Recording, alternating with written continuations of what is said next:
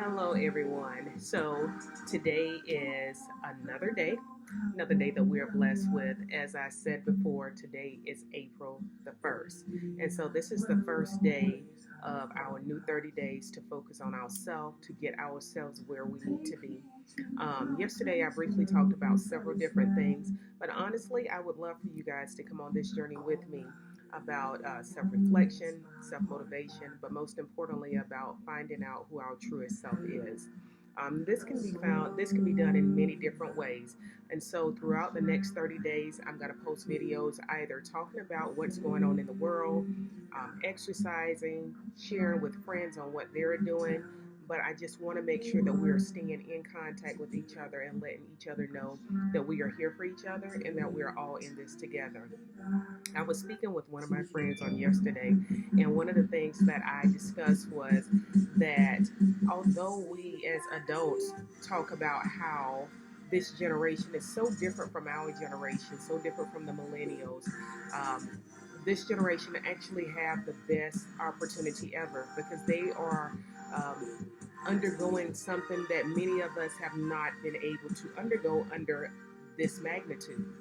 And so, with that being said, I know for certain that all of the students out there that will be going to college in the next 6 years will be thoroughly prepared. I know that we are creating the best lawyers, doctors, nurses, teachers, just whatever career path these children, our children, choose to go into. I know that they'll be resilient, they'll be dedicated, and they'll be focused because this time period is teaching them how to rise above everything else and focus on what's really important. And I think that's essential. It really is important.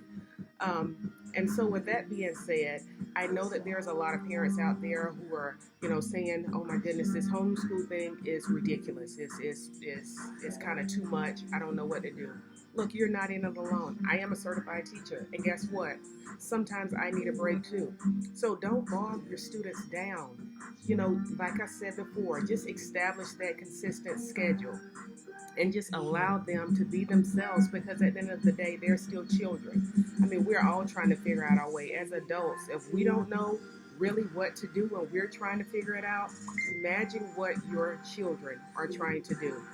So I implore upon you to, if you have a younger child, I have a kindergartner, he has a packet that's 97 pages total. Honestly, I look at him and I say, "Hey, Kennedy, let's go ahead and get started." And we do a few things, but I don't sit there with the list and say, "Okay, let's check this off, let's check this off, let's check this off," because it should still be an enjoyable learning experience for him as well. For my middle school students, the same thing applies. Their teachers are more involved because they're able to navigate their Chromebooks a little bit better. So the teachers are pushing out assignments. But from my understanding, middle school will now be on a pass fail scale. So, as much as a lot of us push our children to make good grades and focus on it, since everything that we have going on here, this pandemic, we are focusing on competency. And honestly, I don't know how I really feel about that, but I think that in the end, the Department of Education will make the best call. Lastly, if you have a high schooler, I think that it's important to know that your student will graduate if they do the work. I know that's something that we're all worried about as far as the festivities and things of that nature. I know, it's all up in the air, but the most important part is that your child will graduate if they do the work. And South Carolina is still opting to keep the numerical scale. Many states have changed. I know North Carolina went to the pass-fail system, but South Carolina opted to do the numerical scale. And for that, I am eternally grateful because many colleges still want to see that numerical grade for our students. So, those are all the updates that I have for you today in the field of education. Other than that, like I said, let's stay focused, let's stay committed. It is a beautiful day outside. It's not as hot as it was 2 days ago, but I promise you, tomorrow will be even hotter. It's going to be back to about 80 degrees, but it's still a beautiful day. So I challenge you to go out and take a walk and share your video with me of you taking a walk. I'm going to go out and I'm going to take a walk today. Just to take that deep breath and take in this natural air and just remember all the things that we have to be thankful for. I know on my last post I had so many comments and so many people showing me love. And guys, I appreciate that because that motivates me. And I want to motivate you guys because, as I've said countless times, we are all in this together and we're going to figure it out.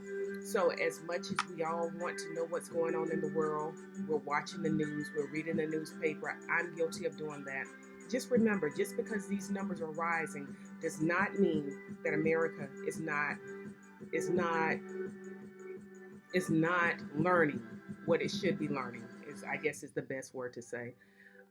And so I think that we should all focus on it instead of how many people are dying. Let's be honest, it's a lot, but let's focus on how many people that are staying alive. I know here in our state alone, we have roughly about 1,000 people who have the coronavirus, and luckily, every life is important, but we've only had, I know, less than about 30 deaths. And even though that's terrible, I think that speaks to the fact that we are attempting to follow the recommendations of our officials and we are doing social distancing.